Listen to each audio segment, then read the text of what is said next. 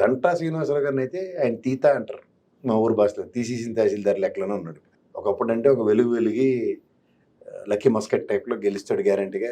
ఏ పార్టీలో గెలిస్తే ఆ పార్టీ అధికారం, రెండోది రాగానే మంత్రి, ఇవన్నీ ఒకప్పుడు. ఇప్పుడు ఇదంతా లోకేష్ గారి జమానాలో ఆంధీ తుఫాన్ batch, expiry product. So expiry ప్రోడక్ట్కి ఏంటంటే వెలిడిటీ క్రియేట్ చేయడానికి ఏం చేద్దామన్నా సరే ఉనికిని చాటుకునే కార్యక్రమం అని కూడా అనలేము. ఎందుకంటే ఈ గతంలో వైజాగ్ స్టీల్ ప్లాంట్ ఇష్యూలో రాజీనామా చేసిన హడావిడి చేసిన బ్యాచ్ కదా. ఇప్పుడైతే వైజాగ్ స్టీల్ ప్లాంట్ ఉపద్రవం ఎలా ఉందో చూస్తున్నాం కదా అక్కడ. మరి దీని మీద ప్రతిస్పందన లేవు. అప్పుడు ప్రతిపక్షంలో ఉన్నారు కాబట్టి హడావిడి చేశారు. రూలింగ్ గవర్నమెంట్ రాగానే వీళ్ళందరూ జహాపన రాజకీయాలు. వీళ్ళు లోకేష్కి ఎలా బాధితులు, వీళ్ళందరూ నరేంద్ర మోడీ బాధితుల కింద లెక్క పెట్టాలి. మొహమాటం ఏం లేదు ఇందులో. This is suppression politics are taking place here. They been suppressed. ఇక్కడ పొలిటికల్ లీడర్స్ ఎవరైతే గెలిచిన ఎమ్మెల్యేలని, ఈ పటాపటి స్థాయి ఉన్న వాళ్ళని, కొంచెం సీనియారిటీ ఉన్న వాళ్ళని లోకేష్ గారు ఎలా తొక్కేస్తున్నారు, వీళ్ళందరినీ మొత్తం నరేంద్ర మోడీ తొక్కేస్తుంది. అదైతే మొహమాటం లేదు దాంట్లో.